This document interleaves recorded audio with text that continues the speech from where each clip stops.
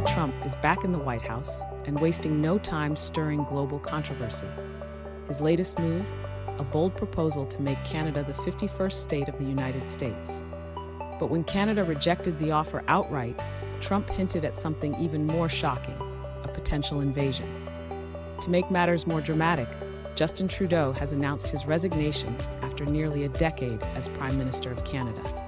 Is this political theater, or could it escalate into something bigger? Let's dive in. Shortly after taking office, Trump announced his intention to extend the United States borders northward by annexing Canada. His argument? Shared cultural values, economic synergy, and the promise of a united North America. In a fiery speech, Trump claimed, "It's time to bring Canada into the fold. They'll thank us later."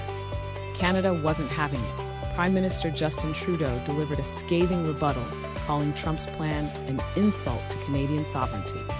But in a shocking twist, Trudeau announced his resignation shortly after rejecting Trump's offer.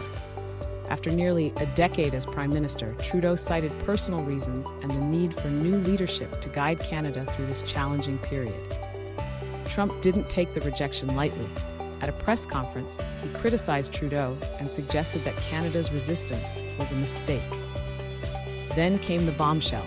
Trump hinted at the possibility of using other methods to bring Canada on board. Reports began surfacing of increased military activity near the US-Canada border. Meanwhile, Canada conducted its own military exercises, with Trudeau's interim successor stating, "Canada will defend its borders against any threat, no matter where it comes from." The international community has been quick to condemn Trump's proposal and his veiled threats. The United Nations called for immediate dialogue, while countries like the UK, France, and Germany expressed their support for Canada's sovereignty.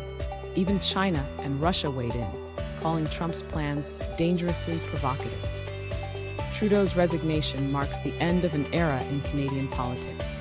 Having served nearly 10 years as Prime Minister, he leaves behind a legacy of progressive policies, but his tenure ends amidst one of the most turbulent periods in Canada-US relations.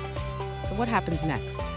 Trump's administration insists that the offer to Canada is still on the table, but Canada remains resolute in its independence. The world is watching as this unprecedented situation unfolds. Do you think Canada could ever become the 51st state?